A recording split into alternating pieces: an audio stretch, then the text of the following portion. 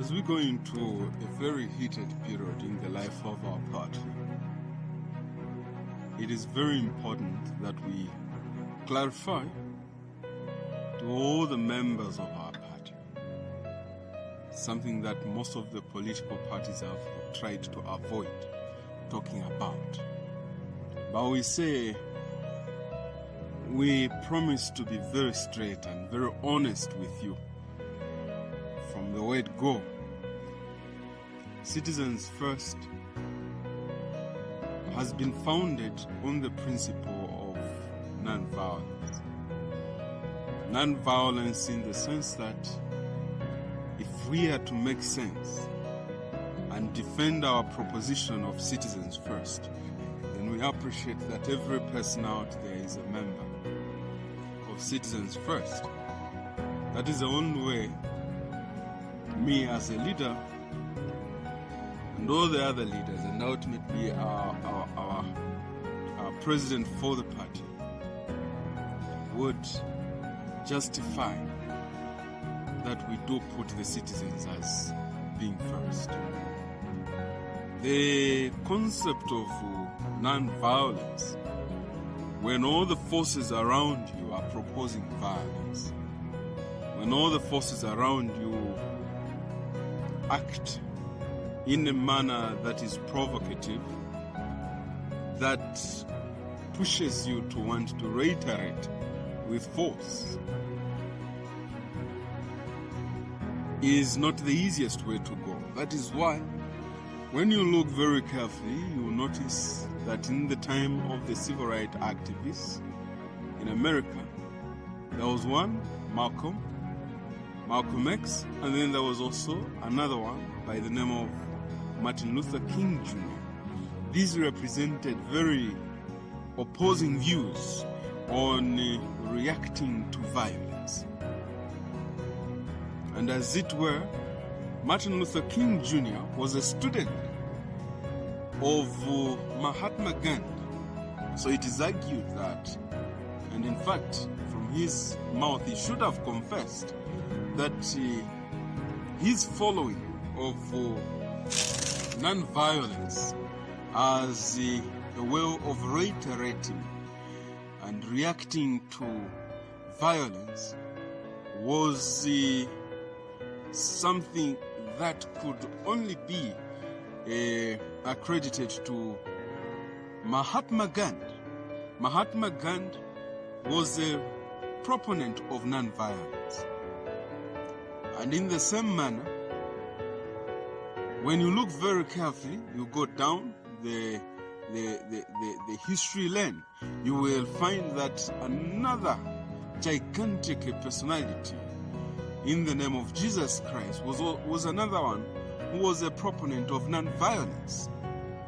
And by non-violence, as he was being dragged to his place of crucifixion in the solemn last 3 days, he opted, even after one of his disciples chopped off the ear of the adversary.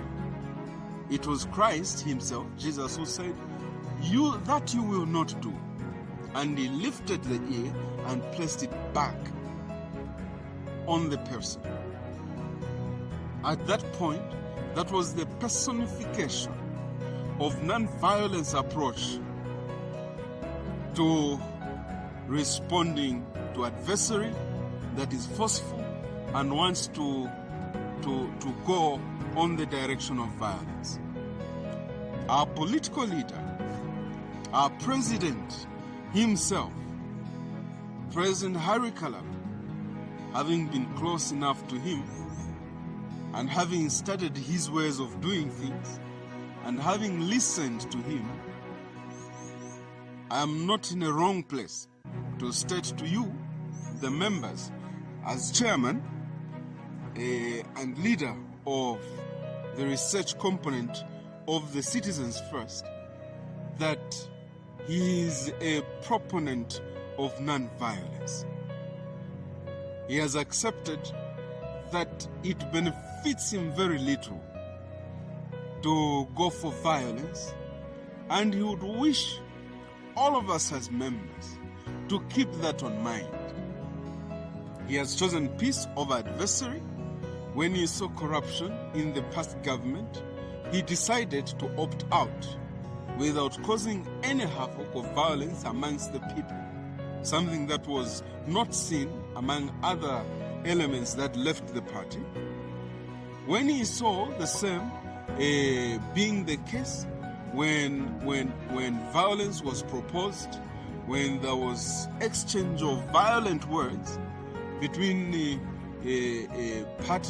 certain elements of the Democratic Party and himself, he opted out.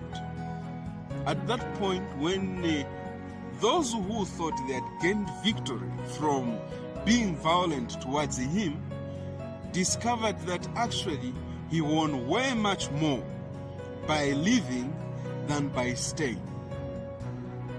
And so when we say we are proponents of non-violence as a political party, we know what we are talking about. It is a proposition that we give to all those who wish to join us, that we are not here to propose or to advance the cause of violence. In itself, the statement, citizens first, means that even the president of the Socialist Party, we put him first. Even the president of PAC, we put him first. Even the president of the United Party for National Development, we put him first. Why? Because all those people we are mentioning are also members of this nation. One day, cadres from the opposing camps will come and propose violence, not by way of asking us to fight, by way of creating instances where it only makes sense for us to respond with violence. Even in those instances, we still say non-violence is our proposition.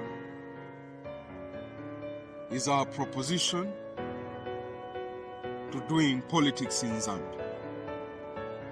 It is these nuances that provides a difference in an environment where people are completely charged with violence. We have heard a lot of words from one camp to the other one, and from the other camp to the other one, which is meant just to provoke.